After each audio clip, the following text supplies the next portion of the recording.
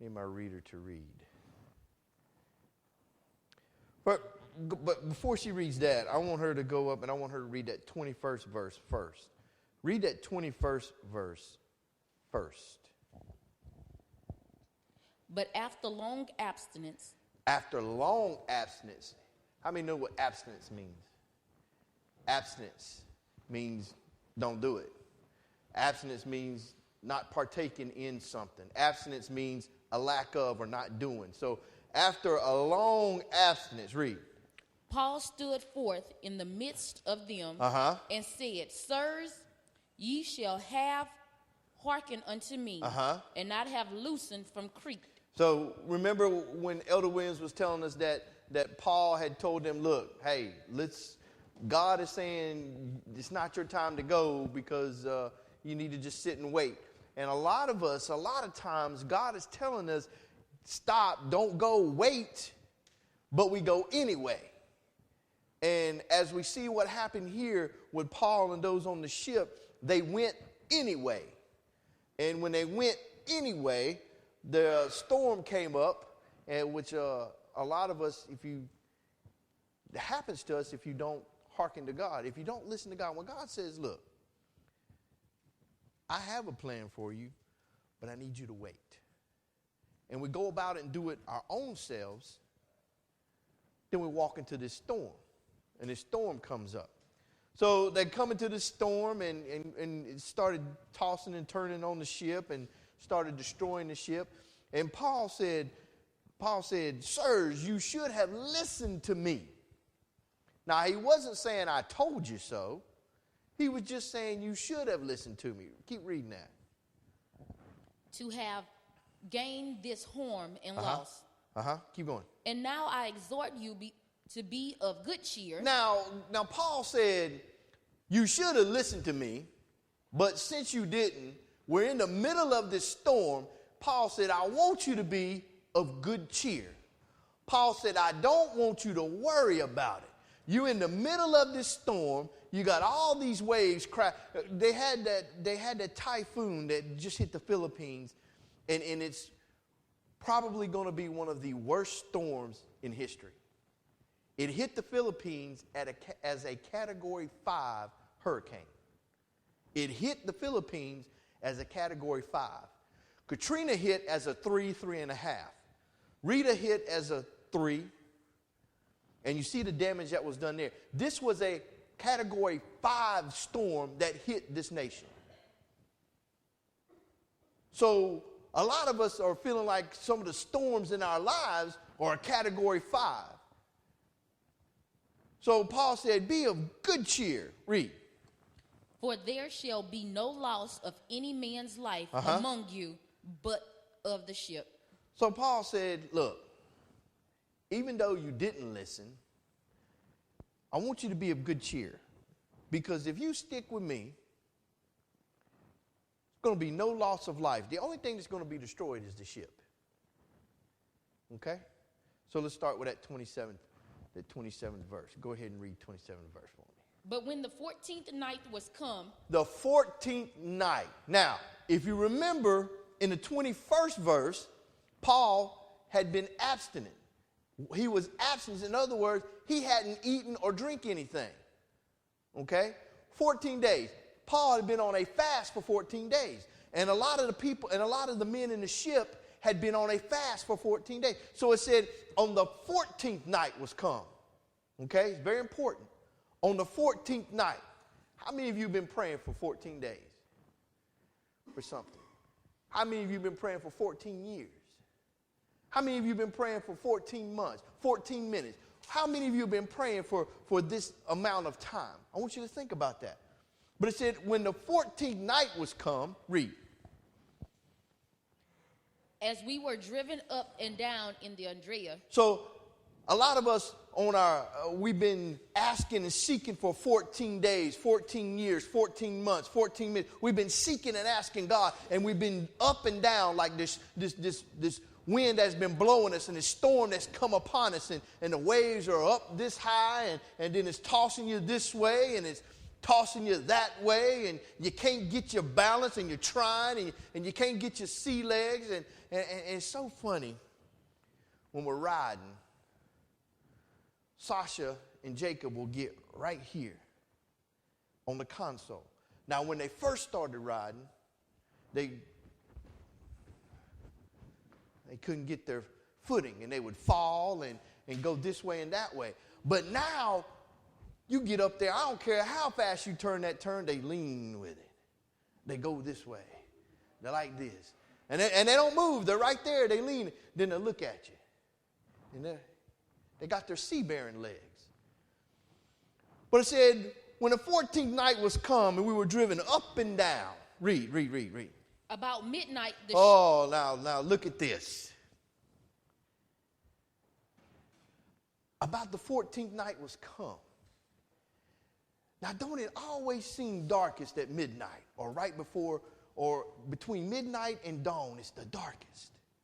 That seems like when a lot of the troubles and stuff come out or things happen is late at night in the midnight hour. So on the 14th day of Paul and these men seeking and asking for something, looking for their way, here comes this midnight hour. Read.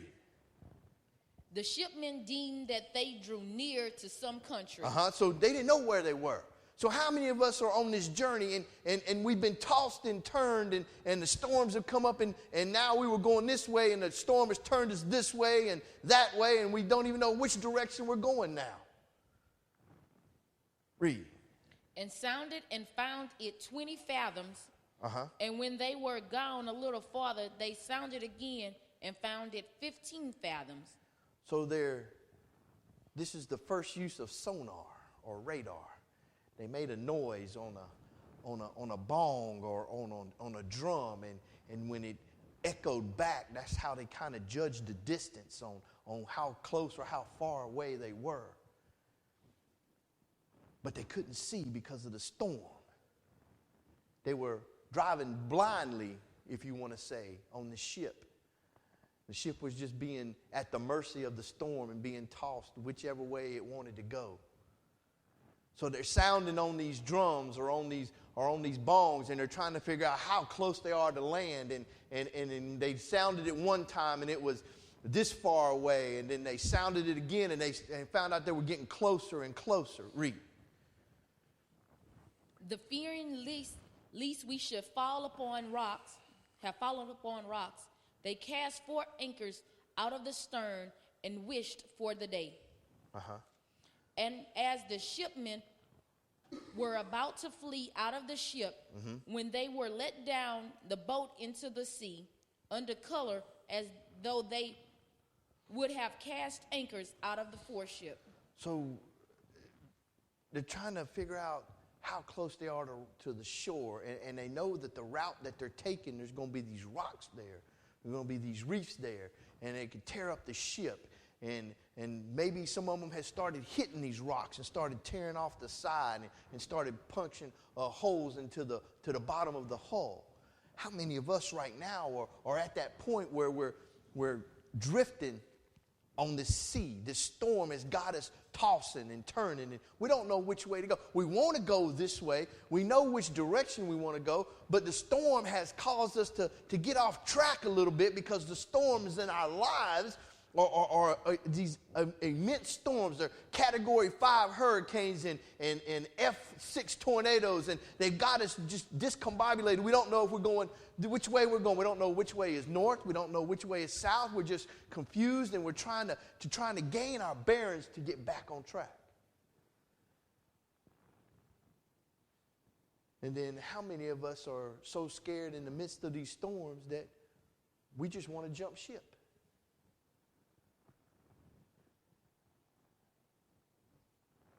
I don't know about you.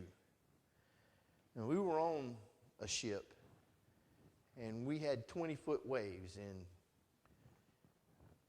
20-foot waves, this boat was going up, and I promise you, it felt like we were hitting the bottom of the ocean.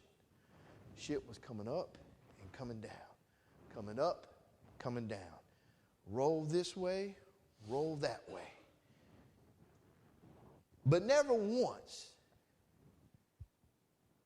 did I want to jump off of that ship.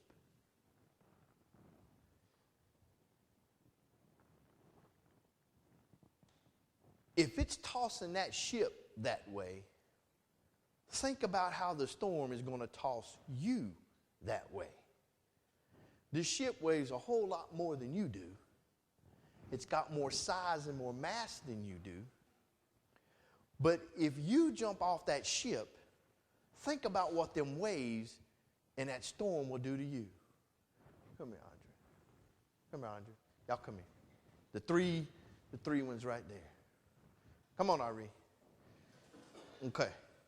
Now, Andre, I want you to sit right there. That's the ship. Now, it's tossing the ship this way and that way, and she, she's holding on. But now, if the wind starts tossing, if Ari says, wait a minute, I ain't down, I didn't sign up for this. I'm not down with this. This ship, and she jumps off that ship, then that wind's going to just take her. And look what that wind will do to her. It'll just take her and toss her any kind of way. And the ship is bigger than Ari. So the waves may come up over the stern and over the aft and over on the deck, and it may come over, but the water's going to recede. But if the waves come up over her, they're just going to take her.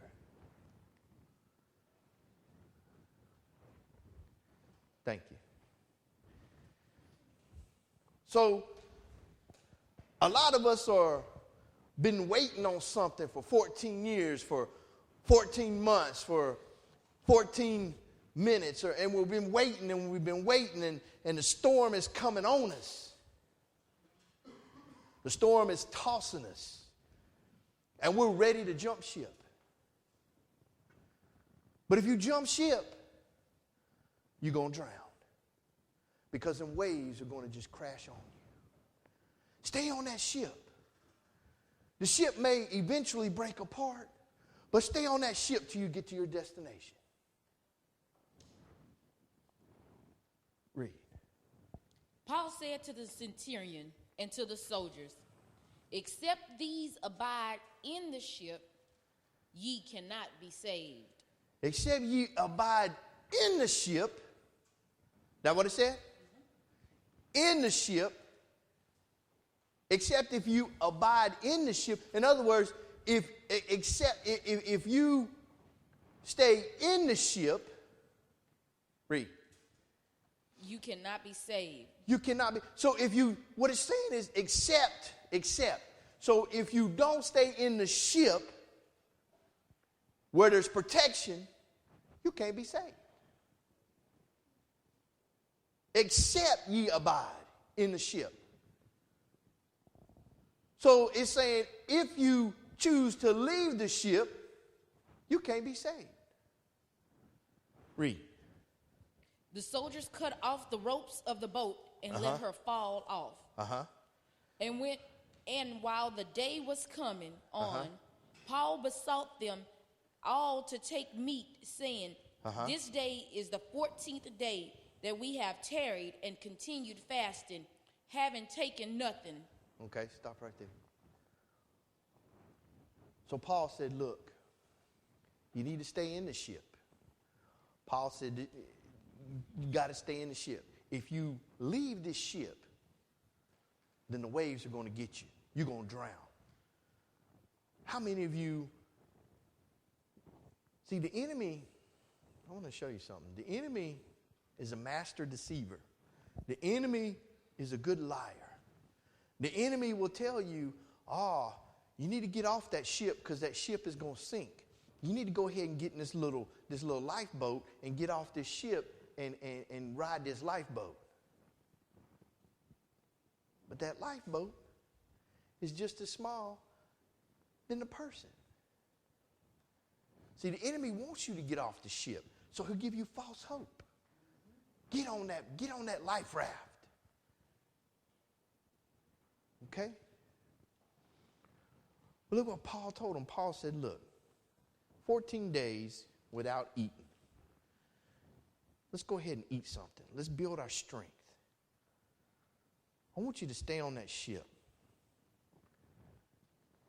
And I want you to go to Daniel, that 10th chapter, and I want to show you something, and we're closing. Daniel, the 10th chapter. Starting at that 12th verse, because I want to show you something. A lot of us were on a journey. Paul was on a journey. Matter of fact, Paul's journey was to go be judged by man. And if you're in this Christian walk, you're going to go get judged by man. You are going to be judged by man. So your journey is to be judged. You're going to be judged. They judged Christ. They judged his apostles. They're going to judge you. So you're on this journey. Now, sometimes God said, okay, I got to prepare you for this journey. But we get so eager, or we just get think that we know it, and we leave early than what we're supposed to. And we get in this storm. It happens to all of us. We get in the midst of this storm. When this storm comes and it's tossing our ship back and forth, and the water's coming in and we're taking water, we want to jump ship. Now, if we jump ship, we're surely going to drown because we're not ready to make that long swim. But I want to show you something for people that have been waiting, maybe not even 14, maybe 21, maybe a lifetime somebody has been waiting or asking God for something. Start there at Daniel, the 10th chapter at the 12th verse. Read that. Then said he unto me, fear not, Daniel. He said, fear not, Daniel. He said unto me, this is an angel of the Lord talking to Daniel. He said, Daniel, fear not. Read. For from the first day. From the first day. So the first day you went down on your knees and you started asking God for something, and God heard you. From the first day, read. That thou didst set thine heart to understand. That you understood that you needed to talk to God. From the first day, read. And to chasten thyself before thy God. Yes, so you submit yourself before God. So you realize that there's something wrong and you know that you can't do it. So you went down. So in other words, what happened is the weight on your shoulders got so heavy that it pushed you down to your knees.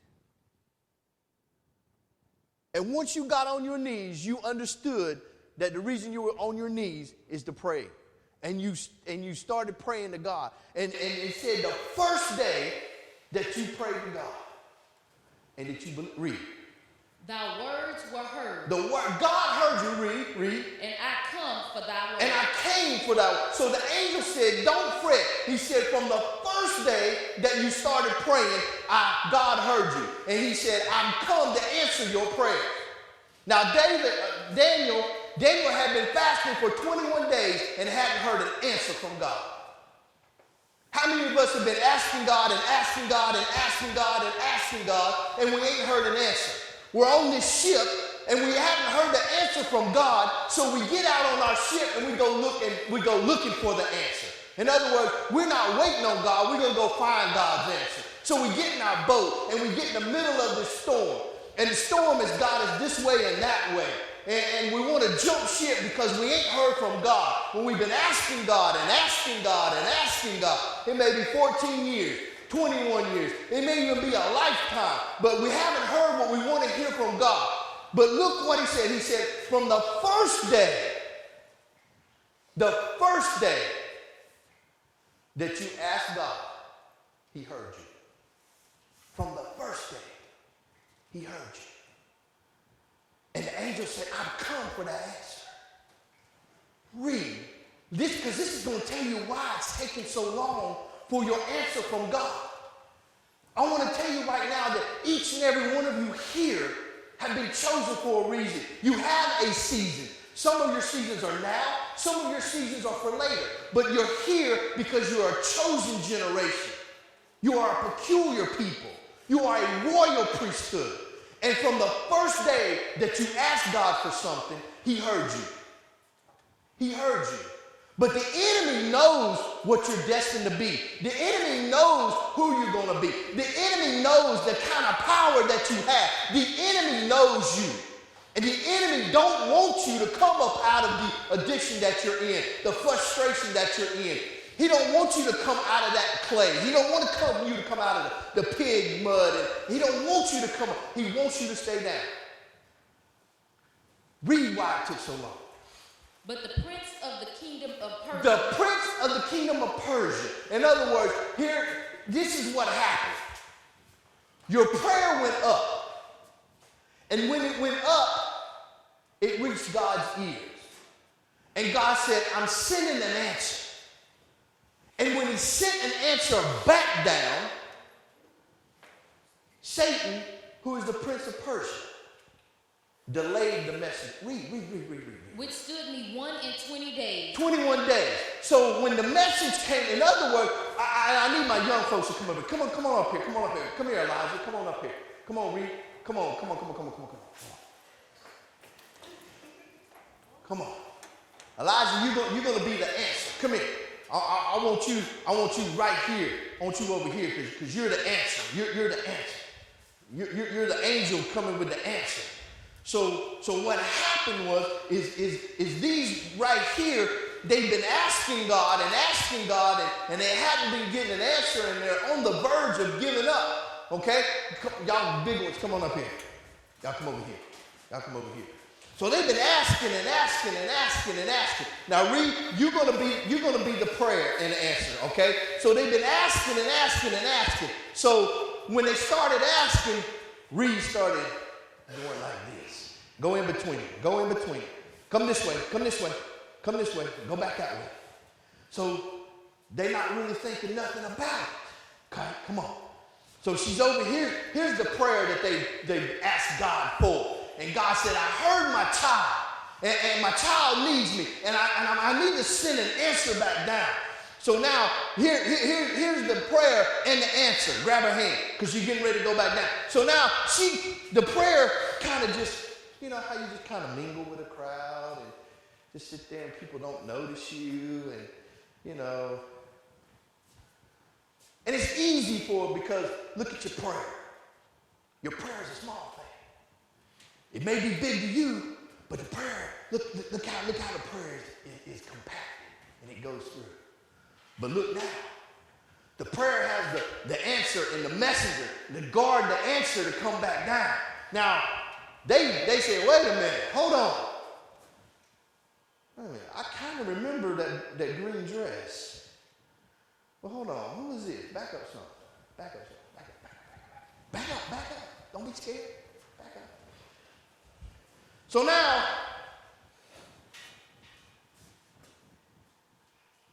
the prince of Persia, they said, well, I kind of remember that green dress. You remember that? I kind of remember that. I think she walked around here I kind of remember, you know. Wait a minute. The green dress went that way. The green dress is coming back with a messenger. Oh, come on. We'll face that way. It'll look like a roadblock. All right. Come on this way. Y'all stay ready. So now the prince of Persia withstood him for 120 days. For 21 days, they were sitting here doing battle. He trying to get through, and they said, go back. And he's sitting there going, well, let me go this way. Go back. So you got to hold on to the prayer. So now he's trying to do this, and we're standing him. So the enemy don't want your answer coming. So the enemy's going to block it. This is right here. This is New Orleans Saints line right here. Drew Brees don't have that many sacks this year because of this line. And he trying to get through that line. He can't do it. Read. But lo, Michael, the archangel. So Michael, okay? So this is an angel. He's coming. He said, lo, Michael. Read. One of the chief princes. Okay, a warrior. Okay, read. Came to help me. So here's what happened was that was blocking that blessing coming that way, and he's trying to keep that prayer and that answer secure right here, and he was blocked. But then he needed some backup, so he called Michael. So he called another angel down, and here's what happened. Come on, grab it. Come on. Read. And remain there with the kings of Persia. Remain there. And I came to make thee understand What befall the people in the later days were division for many days. So what happened was, you've been praying, you've been seeking God, you've been asking God, you've been hoping, and the answer ain't been coming fast enough. And a lot of us think that God has gave up on us. And the enemy's in your ear telling you, look, you done prayed, God ain't listening to you. God ain't got time for you. You still doing the same thing.